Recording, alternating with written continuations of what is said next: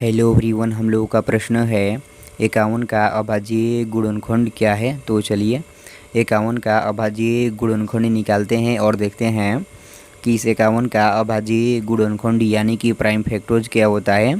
तो देखिए, इस संख्या को यहाँ पर कुछ इस प्रकार से लिख लिए हैं। अब इस संख्या को अभाज्य संख्या से घटाना होता है। तो जैसा कि हम लोग जानते हैं कि अभाज्य संख्याएँ, ध्यान दीजिएगा, हम यहाँ पर बतला रहे हैं 2, 3, 5, 7 और इसी तरह से आगे होती है। तो ध्यान दीजिएगा, सबसे पहले हम देखेंगे कि यह जो संख्या है इस 2 से कटेगी।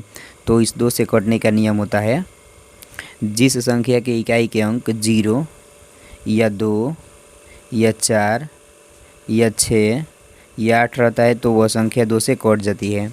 तो देखिए, यह जो संख्या है इसका इकाई के अंक यहाँ पर 1 है, जो देखिए यहाँ पर कहीं भी नहीं मिल रहा है, इसलिए यह संख्या इस 2 से नहीं कटेगी। तो अब हम देखेंगे कि यह जो संख्या है इस 3 से कटेगी।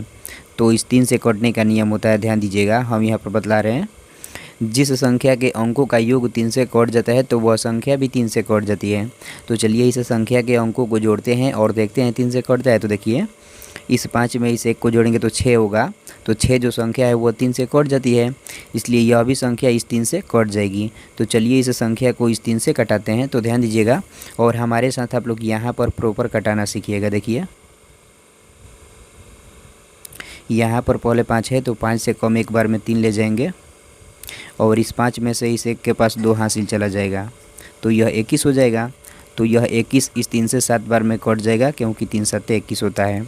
देखिए यहाँ पर 17 आ गया, तो 17 एक खुद एक अभाज्य संख्या है, इसलिए इस 17 को 17 से कटा देंगे तो यह एक बार में कट जाएगी।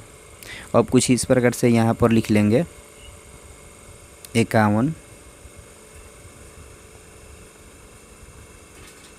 देखिए 51 जो यह संख्या है एक बार 3 से कटा है और एक बार 17 से कटा है, तो इन दोनों को यहाँ पर गुणे के रूप में लिख लेंगे,